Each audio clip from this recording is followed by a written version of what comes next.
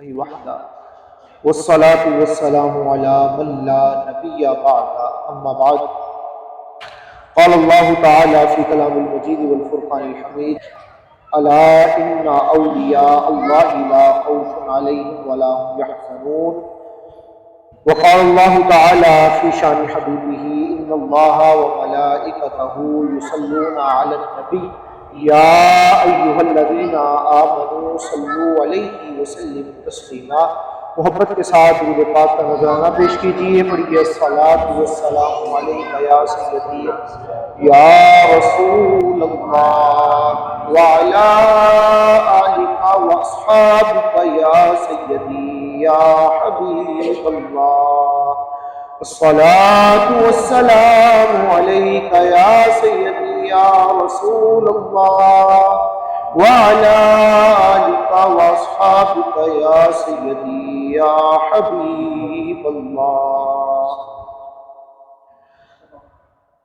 اللہ رب العزت کے بے پناہ فضل و کرم اور حضور نبی رحمت جان دو عالم صلی اللہ علیہ وآلہ وسلم کی نالین پاک کے تصدق سے بحمد اللہ تعالی ہفتہ وار محفل میلاد مصطفیٰ صلی اللہ علیہ وسلم انعقاد پذیر ہے۔ دعا ہے رب کریم ہم سب کا یہاں مل بیٹھنا اپنی پاک بارگاہ میں قبول و منظور فرمائے۔ عزیزان محترم، میں نے جو آیا مقدسہ آپ کے سامنے تلاوت کرنے کا شرف حاصل کیا، اللہ پاک اس بابرکت آیت میں ارشاد فرماتا ہے الا خبردار ان اولیاء اللہ، بے شک جو اللہ کے دوست ہیں، لا خوف علیہم، نہ ان پر کوئی خوف ہوتا ہے، ولا هم یحزنون، اور نہ ہی وہ کبھی غمگین ہوتے ہیں۔ تو یاد رکھیے اللہ پاک جس آیت کا آغاز لفظ الا سے فرمائے، یہ کلمہ حصر ہے، لفظ الا، یعنی اللہ پاک اس بات کو بالکل فل اینڈ فائنل بتانا چاہ رہا ہے۔ لفظ الا سے شروع کر کے حصر کا کلمہ، اور الا سے اللہ پاک نے پکی مہر لگاتے ہوئے بتا دیا کہ خبردار کسی شک میں نہ رہنا، کسی قسم کا کوئی شک و شبہ نہ ہو اس بات کے اندر۔ اللہ پاک نے فرمایا الا خبردار، کوئی شک نہ کرنا، ان اولیاء، جو میرے دوست، جو میرے مقربین ہیں، جو میرے قربت والے ہیں، جن کے شب و روز میری قربت میں گزرتے ہیں، ان کو پھر میں شان یہ دیتا ہوں کہ نہ وہ کبھی غمگین ہوتے ہیں، نہ ہی ان پر کوئی خوف طاری ہوتا ہے۔ اب سوال یہ پیدا ہوتا ہے کہ ولی ہے کون؟ ویسے تو عام معنی اگر ڈکشنری کے حساب سے لیں تو ولی کا مطلب ہے دوست۔ میری کسی سے دوستی ہو، میں اس کا ولی ہوں، میں اس کا دوست، وہ میرا ولی ہے، وہ میرا دوست ہے۔ ایک ولی کا معنی ہوتا ہے گواہ، سرپرست۔ جیسے کوئی اگر باپ فوت ہو جائے تو یہ مسئلہ بھی ہے کہ جب تک اس کا بیٹا جنازے کی اجازت نہ دے کوئی اور جنازہ نہیں پڑھا سکتا۔ ولی ہے، بیٹا ولی ہے۔ نکاح کے لیے جب تک عورت کی طرف سے کوئی ولی نہ ہو، یعنی کوئی سرپرست نہ ہو، کوئی گواہ موجود نہ ہو، تب تک نکاح قائم نہیں ہوتا۔ اب جب ہم نے ولی کے ساتھ لفظ اللہ لگایا تو یہ بن گیا ولی اللہ، یہ اللہ کا ولی، اللہ کا دوست۔ اب اللہ کا دوست ہے کون ہے اللہ کا دوست؟ یاد رکھیے اللہ کا دوست وہی ہے جو ہر حالت میں اللہ کی مانتا ہے، چاہے سچویشن کیسی بھی ہو جائے، حالات کیسے بھی آ جائے، کچھ بھی ہو جائے، جو اللہ کا حکم ہے وہ اسی راستے پر چلے، وہ اللہ کا دوست ہے، وہ اللہ کا ولی۔ اور جب انسان ہر حالت میں توکل اللہ کی ذات پہ رکھتا ہے تو پھر اللہ اسے اپنا قرب بھی عطا فرماتا ہے، پھر ہر قسم کے خوف اور غم سے آزادی بھی عطا فرماتا ہے۔ یعنی جس نے ہر حالت کے اندر اپنا توکل فقط اللہ کی ذات پہ رکھا، ہر حالت میں اس نے رب کی مانی، تو پھر جب اللہ اس کو اپنے قریب کرتا ہے تو پھر جو وہ بندہ کہتا ہے مولا وہ مانتا چلا جاتا ہے۔ حضرت زہدۃ الانبیاء حضرت بابا فرید الدین مسعود گنج شکر رحمۃ اللہ تعالی علیہ آپ فرماتے ہیں میں نے 40 سال اس کی مانی۔ کتنے سال بولیے؟ فرماتے ہیں میں نے 40 سال اس کی مانی۔ اب عالم یہ ہے جو فرید کہتا چلا جاتا ہے وہ مولا کرتا چلا جاتا ہے۔ یہ 40 سال ماننے کا ثمر ہے، پھل ہے کہ اب مولا نے بھی کہا کہ فرید 40 سال تو نے میری مانی ہے نا، اب لو اور قلم تیرے ہاتھ میں دیتا ہوں، تو لکھتا چلا جا، میں کرتا چلا جا۔ اقبال نے کہا تھا نا کہ محمد سے وفا تو میں تو ہم تیرے، یہ جہاں چیز ہے کیا لو ہو قلم تیرے۔ بس اس ایک شعر کو سمجھ لو، اپنے اندر اتار لو اس ایک شعر کہ اگر چاہتے ہو کہ مولا کا قرب مل جائے، مولا کا جو ہے وہ لذتیں قرب کی مل جائیں اور اللہ کا دوست ہونا نصیب ہو جائے، تو پھر اس کے محبوب سے عشق کرو، اس کے محبوب سے وفا کرو صلی اللہ علیہ وسلم۔ جس نے حضور سے وفا کی، جس نے حضور علیہ السلام سے ٹوٹ کر محبت کی، ٹوٹ کر پیار کیا، پھر اللہ پاک سب کچھ اس بندے کے اختیار میں دے دے۔ پھر بندہ جو چاہتا ہے وہ اپنی منواتا چلا جاتا، پھر وہ اپنے بندے کی لاج رکھنے کے لیے سب کچھ کرتا چلا جاتا۔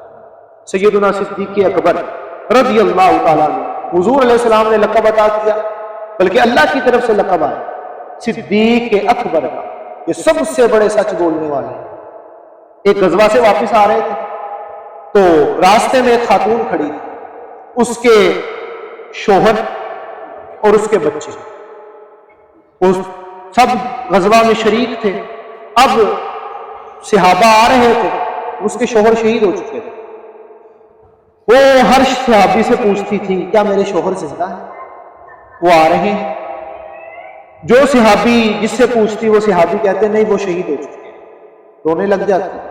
پھر دل کو تسلی دینے کے لیے اگلے صحابی سے پوچھتے، کئی صحابہ کرام سے اس نے پوچھا کہ کیا میرا شوہر زندہ ہے؟ سب نے کہا کہ آپ کے شوہر شہادت پا چکے ہیں، جامع شہادت نوش کر چکے ہیں۔ اب سیدنا صدیق اکبر آ رہے تھے، حضرت ابو بکر صدیق رضی اللہ تعالیٰ عنہ خلیفہ بلا فصل، خلیفہ اول رضی اللہ تعالیٰ عنہ آپ آ رہے تھے، اس خاتون کے پاس سے گزرے تو اس نے روک کر پوچھا اے ابو بکر کیا میرا شوہر زندہ ہے؟ بے خیالی میں آپ کے منہ سے نکل گیا کہ ہاں وہ زندہ ہے۔ اب جب مصطفیٰ کے صدیق نے کہا، چاہے بے خیالی میں ہی کہا کہ وہ زندہ ہے، تو اللہ نے فرشتوں کو حکم دیا جاؤ اس کی روح کو واپس اس کے جسم میں ڈال دو۔ میرے محبوب کے صدیق نے کہا ہے، کہیں کوئی یہ نہ کہے مصطفیٰ کا صدیق جھوٹا ہے، مصطفیٰ کے صدیق نے بات غلط کی ہے۔ جب بندہ مولا کے اتنے قریب ہو جاتا ہے، اتنا قرب حاصل کر لیتا ہے، تو پھر مولا اپنے بندے کی لاج بھی رکھتا ہے، پھر مولا اپنے بندے کی لاج رکھنے کے لیے سب کچھ کر دیتا ہے۔ عزیزان محترم، اللہ پاک کی شان ہے، لا تبدیل لکلمات اللہ، اللہ فرماتا ہے اسی الا ان اولیاء اللہ، یہیں سے جو رکوع شروع ہوتا ہے اسی کے بعد تیسری آیت آتی ہے لا تبدیل لکلمات اللہ، اللہ اپنے کلمات کو تبدیل نہیں فرماتا۔ لیکن قربان جائیں وہ کیسے لوگ ہوں گے جن کی خاطر مولا اپنے فیصلے بھی بدل دے گا، مولا اپنے لکھے ہوئے فیصلے بھی تبدیل کر دے گا۔ حضور علیہ السلام نے ارشاد فرمایا، حدیث پاک کا مفہوم، آقا فرماتے ہیں قیامت کا دن ہوگا اور دو لوگ ایسے ہوں گے جن پر جہنم واجب ہو چکی ہے۔ یہ حدیث پاک کا مفہوم عرض کرتا ہوں، دو لوگ ایسے ہوں گے جن پر کیا ہو چکا ہوگا؟ بولیے، جہنم واجب ہو چکی ہو، یعنی اب اس کے علاوہ کوئی چارہ نہیں، اب جہنم میں ہی جانا ہے۔ حضور فرماتے ہیں کہ فرشتے انہیں گھسیٹتے ہوئے جہنم کی طرف لے جا رہے ہوں گے، اتنے میں ان کی نظر اللہ کے ایک ولی کے چہرے پہ پڑے گی، اللہ کے ایک دوست کے چہرے پہ پڑے گی، اللہ کے ایک ولی کے چہرے پہ پڑے گی۔ وہ اپنا ہاتھ فرشتوں سے چھڑا کر اس اللہ کے ولی کے قدموں سے لپٹ جائیں گے، اور ایک کہے گا حضور یاد کیجئے میں نے فلاں وقت میں آپ کو پانی پلایا، ایک کہے گا یاد کیجئے میں نے فلاں وقت میں آپ کو وضو کروایا۔ اب دونوں نے اپنا مدعا اللہ کی بارگاہ میں پیش نہیں کیا، اللہ کے ولی کی بارگاہ میں پیش کیا۔ جہنم واجب ہو چکی ہے، اللہ کی طرف سے فیصلہ آ چکا ہے، فرمان ہے مصطفیٰ کریم علیہ السلام۔ میں اپنی بات نہیں کر رہا یا کسی اور کی بات نہیں کر رہا، میں اس ہستی کی بات کر رہا ہوں کہ جو اگر کنکریاں اٹھا کر کفار کی جانب پھینکے تو مولا فرماتا ہے وَمَا رَمَيْتَ إِذْ رَمَيْتَ وَلَكِنَّ اللَّهَ رَمَىٰ۔ محبوب یاد کرو وہ وقت جب کنکریاں پھینکی تھیں، حضور خدا کی قسم وہ کنکریاں آپ نے نہیں پھینکی تھیں، اللہ نے پھینکی۔ پھر وہی محبوب جب بیت رضوان کے اندر صحابہ سے بیعت لے تو مولا فرمائے ید اللہ فوق ایدیہم، محبوب یہ آپ کا ہاتھ نہیں ہے، آپ کے ہاتھ میں مولا کا ہاتھ۔ صحابہ فقط محمد صلی اللہ علیہ وسلم کی بیعت نہیں کر رہے بلکہ رب العالمین کی بیعت کر رہے ہیں، کہ وہ محبوب فرما رہے ہیں کہ وہ لوگ، وہ دو آدمی جن پر جہنم واجب ہو چکی ہے، فرشتے جہنم کی طرف لے جا رہے ہیں، ایک اللہ کے ولی کو دیکھا لپٹ گئے، ایک نے کہا میں نے وضو کروایا تھا، ایک نے کہا میں نے پانی پلایا تھا۔ اب وہ اللہ کا پیارا، وہ اللہ کا مقرب بندہ مولا کے جلووں کی طرف دیکھے گا، باری تعالیٰ کی بارگاہ میں عرض کرے گا کہ مولا میری سفارش پہ انہیں معاف کر۔ اب مولا چاہیے تو یہ تھا نا، مولا فرماتا کہ اس لیے معاف کرو، وضو تو تجھے کروایا تھا، میری نماز تو نہیں نہ پڑھی، پانی تو تجھے پلایا تھا، مجھے سجدہ تو نہیں کیا نا، مجھے رکوع تو نہیں کیا، میری عدالت کے اندر تو یہ گناہگار ہیں، جہنم میں جانے کے قابل ہو چکے ہیں، مستحق بجہنم ہو چکے ہیں، لیکن مولا اپنے اس ولی کی لاج رکھتے ہوئے مولا فرمائے گا کہ اے میرے بندے میں تیری سفارش پہ انہیں معاف کروں۔ وہ رب العالمین جو خود فرماتا ہے لا تبدیل لکلمات اللہ، میرے کلمات تبدیل نہیں ہو سکتے، وہ اپنے ایک مقدم کی خاطر اپنے فیصلے کو بدل رہا، تو پھر کہنا پڑے گا مولا کو سب سے زیادہ پیار اپنے بندے سے، وہ بندہ جو ہر حالت میں مولا پر راضی رہتا ہے، مولا کے فیصلوں پر راضی رہتا ہے، پھر قیامت کے دن مولا اس کے فیصلے پہ راضی ہو جائے۔ تو دنیا میں رہتے ہوئے مولا کے فیصلوں پر راضی رہتا ہے، قیامت کے دن اللہ اس کے فیصلوں پہ راضی ہوتا ہے۔ اس طرح کی بہت سی مثالیں۔ اب یہاں پر کوئی کہتا رہے کہ انہوں نے شرک کیا، کہتے ہیں نا لوگ کہ اللہ کے ولی سے جا کے مانگتے شرک کرتے ہیں، قیامت میں تو رب کے سامنے شرک ہو رہا ہے، مولا نے تو کچھ بھی نہیں کہا، تو مجھے بتائیں۔ اب وہاں پر ایک اور چیز، جب میدان عرفات سجے گا، میدان محشر کی صورت میں قیامت کے دن، یہ وہی میدان عرفات جہاں حاجی رکتے ہیں، خطبہ حج سنتے ہیں، یہ وہی میدان ہوگا جو میدان حشر بنے گا قیامت کے دن۔ اب یہ بھی صحیح احادیث کے اندر، بخاری شریف اور مسلم شریف کے اندر موجود، حضور خود ارشاد فرماتے ہیں کہ تمام نبیوں کی قومیں موجود ہوں گی، سارے کے سارے لوگ حضرت آدم علیہ السلام سے شروع ہوں گے، ساری کی سارا پورا اہل معاشر، مولا خود موجود ہے، کوئی مولا کی بارگاہ میں نہیں جا رہا۔ سب سے پہلے آدم علیہ السلام کی بارگاہ میں گئے، آج ہماری سفارش کر دیں مولا کی بارگاہ میں، آدم علیہ السلام کہیں گے اذهبوا الى غیری، آج کسی اور کے پاس جائیں۔ وہ آدم علیہ السلام سے ہٹتے ہوئے موسیٰ علیہ السلام، حضرت نوح علیہ السلام، اسماعیل علیہ السلام، زکریا علیہ السلام، یحییٰ علیہ السلام، کئی انبیاء کے پاس جائیں گے، بار بار جائیں گے۔ اب کیا یہ شرک نہیں؟ مولا کے سامنے کسی اور سے جا کر مدد مانگ رہے ہو، نہ مولا فتویٰ لگا رہا، تم کیوں فتویٰ لگاتے ہو؟ مولا نے تو کوئی فتویٰ نہیں لگایا۔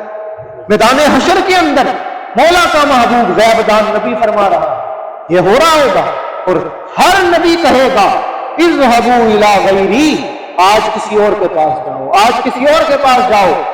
حضور خود فرماتے ہیں وہ زبان کہ جس کے بارے میں مولا قسمیں اٹھائے، وہ محبوب کہ جس کی چادر کی مولا قسمیں اٹھائے، وہ محبوب فرما رہا ہے۔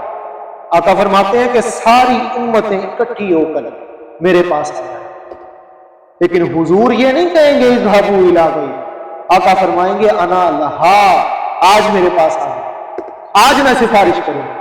حضور فرماتے ہیں پھر تب مولا مجھے اختیار دے گا کہ میں اپنے گناہگار امتیوں کی سفارش کروں، جس جس کی میں سفارش کرتا چلا جاؤں گا مولا اسے جنت عطا کرتا چلا جاؤں گا۔ اب یہ تو مولا کے سامنے کسی اور سے مدد مانگی جا رہی، اللہ سامنے موجود ہے، غیر اللہ سے مدد مانگ رہے ہیں، تو مجھے بتائیے غیر اللہ سے مدد مانگنا شرک ہے؟ جو ہو ہی اللہ کا گیا پھر وہ غیر اللہ کیسے ہے؟ حضور سیدنا غوث اعظم دستگیر رضی اللہ تعالیٰ عنہ، آپ پہ بغداد کے قاضی القضات چیف جسٹس نے کفر کا فتویٰ لگایا۔ حضور غوث پاک سرکار جس وقت مولا کے جلووں میں گم ہوتے ہیں نا، تو آپ ان الحق کا دعویٰ کر بیٹھتے ہیں کہ سرکار غوث پاک کا ایک وجد کا عالم ان الحق کا دعویٰ کیا۔ حضور غوث پاک قاضی القضات کو پتہ لگا، اسے کفر کا فتویٰ لگا کر واجب القتل قرار دے۔ حضور غوث پاک سرکار نے فرمایا ٹھیک ہے، مجھے فیصلہ بھی منظور ہے، سزا بھی منظور ہے، لیکن جس وقت میں ان الحق کا دعویٰ کروں اس وقت مجھے سزا دے۔ قاضی نے 2 جلادوں کو مقرر کیا، کہا کہ جس وقت یہ ان الحق کا دعویٰ کریں اس وقت ان کی گردن اتار دی جائے۔ یہ حضور غوث پاک کی بات ہے، جو تاجدار ولایت، جن کے قدم کے بغیر کوئی ولی بن ہی نہیں سکتا، اس کا فرمان ہے قدمی ھذہ علی رقبۃ کل ولی اللہ، میرا یہ قدم تمام اولیاء کی گردنوں پر ہے۔ وہ غوث پاک آپ وجد کی کیفیت میں آئے، ان الحق کا دعویٰ کیا، جلاد نے تلوار گھمائی، گردن سے تلوار نکل گئی، گلا نہیں کٹا، سر تن سے جدا نہیں ہوا، بار بار گھماتا رہا، لیکن آپ اسی کیفیت میں رہے۔ جب اس کیفیت سے باہر آئے تو آپ نے پوچھا کہ مجھے سزا کیوں نہیں دی؟ جلاد نے کہا حضور بہت بار تلوار گھمائی لیکن آپ کا گردن سیار پار ہو جاتی تھی۔ سرکار غوث پاک نے فرمایا پھر سمجھ جاؤ، جس وقت میں ان الحق کہتا ہوں پھر میں نہیں ہوتا وہی ہوتا ہے، جب ہو ہی وہ گیا تو پھر غیر اللہ کیا رہا؟ جب بن ہی مولا کا خلیفہ گیا، خلیفۃ اللہ بن گیا، پھر غیر اللہ کا ایک رہا۔ یہ اولیاء جو ہیں یہ صحیح معنوں میں اس آیت کا مصداق ہے، اس آیت کا حقیقی تفسیر ہے جس میں مولا نے فرمایا انی جاعل فی الارض خلیفہ، میں زمین پہ اپنا خلیفہ مقرر کر رہا ہوں۔ اور یاد رکھیے خلیفہ کی تعریف ہی یہ ہے قائم مقام۔ اب مولا کے قائم مقام تو کوئی نہیں نہ ہو سکتا، لیکن مولا تو فرما رہا ہے کہ میں نے خلیفہ بنایا۔ کیوں؟ اس میں حکمت یہ ہے اور اس کا مطلب یہ ہے کہ جب جب میرے بندے گمراہ ہوں گے میرا یہ خلیفہ انہیں پھر سے میرے راستے پر لگا، تو پھر پتہ یہ چلا کہ جو اللہ والے ان سے مدد مانگنا یوں ہی ہے جیسے اللہ سے مدد مانگی جا رہی، جیسے اللہ سے سوال کیا جا رہا، کیونکہ وہ اللہ والے ہیں، وہ اللہ کے بندے ہیں، حقیقی معنوں میں اللہ کے بندے ہیں۔ اور یاد رکھیے جب ایک دنیا دار کسی کی سفارش کے بغیر کوئی کام نہیں نہ کرتا، ہمارے پاکستان میں تو ویسے ہی عام سفارش کے بغیر کوئی کام ہوتا ہی نہیں، جب ایک دنیا دار سفارش کے بغیر کام نہیں کرتا تو پھر مجھے بتاؤ مولا سفارش کے بغیر کیسے کرتا؟ تو مولا کی بارگاہ میں بھی کسی کی سفارش پیش کرو نا۔ ہاں اللہ سب کے لیے سب کا ہے، خدا سب کا ہے اور سنتا بھی سب کی ہے، لیکن جو مولا کی بارگاہ میں اس کے مقربین کا وسیلہ دے کر مانگتے ہیں نا اللہ ان کو جلدی عطا فرماتے ہیں۔ کیونکہ قبلہ سیدی ایک مثال دیا کرتے تھے، آپ فرماتے تھے کوئی دنیا دار کسی سے مانگنے کے لیے جائے نا، ایک فقیر ہے وہ کسی بڑے آدمی سے دولت مند سے مانگنے کے لیے گیا تو وہ جو دینے والا ہے نا وہ اس فقیر کی اوقات کو دیکھے کہ یہ 10 والا ہے، 50 والا ہے، 100 والا ہے یا 500 والا ہے۔ لیکن اگر وہی فقیر اپنے ساتھ اس دولت مند کے کسی دوست کو لے جائے تو پھر وہ یہ نہیں دیکھے گا کہ یہ فقیر کتنے والا ہے، وہ دیکھے گا میرا دوست کتنے والا ہے۔ اگر ہم بھی مولا کی بارگاہ میں ڈائریکٹ کہیں نا تو مولا پھر ہماری اوقات دیکھے کہ یہ کتنے والا ہے، لیکن اگر ہم کہیں گے نا مولا تجھے تیرے محبوب کا واسطہ تو پھر مولا یہ نہیں دیکھے گا کہ یہ کتنے والا ہے، مولا دیکھے گا میرا محبوب کتنی شانوں والا ہے۔ پھر مولا ہماری یہ اوقات دیکھ کر عطا نہیں کرے گا، مولا اپنے محبوب کی شان دیکھ کر عطا کرے گا۔ تو پھر یاد رکھیے جو اولیاء کے نقش قدم پر چلتے ہیں اور اولیاء کے قدموں کے ساتھ لگ جاتے ہیں، وہی صحیح معنوں میں اہدنا الصراط المستقیم پر چلنے کے قابل ہوتا ہے۔ آج ضرورت اسی عمر کی ہے، ہماری ذلت اور رسوائی کا سبب ہی یہ ہے، ہم نے بزرگوں کا دامن چھوڑ دیا، ہم ان لوگوں کے پیچھے لگ گئے جو کہتے ہیں بابے شاہی کو۔ ہماری بدقسمتی بدبختی ہے کہ ہم ایسے لوگ کہ جن کو ادب کا ہی نہیں پتا، جن کو احترام کا ہی نہیں پتا، جو حضور کی بات کرے تو یوں لگتا ہے جیسے معاذ اللہ اپنے چھوٹے بھائی کی بات کر رہے ہیں، جن کو ادب کا ہی احساس نہیں ہے، جو اولیاء کی بات کرے تو یوں لگتا ہے جیسے معاذ اللہ ثم معاذ اللہ کسی گناہ گار کی بات کر رہے ہیں۔ ہم نے ان کو اپنا آئیڈیل بنا لیا بدقسمتی کے ساتھ، اسی لیے تو تباہ ہو رہے ہیں، اسی لیے ذلیل و رسوا ہو رہے ہیں۔ ہمارے جو اسلاف تھے، ہمارے بزرگ تھے، ہمارے باپ دادا جو تھے، وہ انہی بزرگوں کے ساتھ اٹیچ رہے، انہی بزرگوں کے ساتھ لگے رہے، انہی بزرگوں کے قدموں کے ساتھ لگے رہے، تبھی آج بھی اگر ان کے دور کا کوئی بندہ مل جائے تو وہ ہمیں ان کی تعریف ہی کر کے بتاتا ہے۔ یہی وجہ ہے کہ انہوں نے ان کی صحبت اختیار کی جو اللہ والے ہیں، اور اللہ اللہ کیے جانے سے اللہ نہ ملے، یہ اللہ والے ہیں جو اللہ سے ملا دیتے ہیں۔ جو چاہتا ہے میں اہدنا الصراط المستقیم کا مصداق بن جاؤں اور صحیح معنوں میں صراط مستقیم پر چلوں، تو وہ اللہ کے اولیاء کا احترام کرے اور ان کے نقش قدم پر چلنا شروع ہو جائے۔ اللہ رب العزت کی بارگاہ میں دعائے رب کریم ہمیں صحیح معنوں میں اولیاء اعظام کے نقش قدم پر چلنے کی توفیق عطا فرمائے، اور ہمیں صحیح معنوں میں شریعت مطہرہ پر عمل پیرا ہو کر زندگی بسر کرنے کی توفیق عطا فرمائے۔ وآخر دعوانا الحمدللہ رب العالمین۔ احباب صلاۃ السلام کے لیے کھڑے ہو جائیں، دو شعر سلام اس کے بعد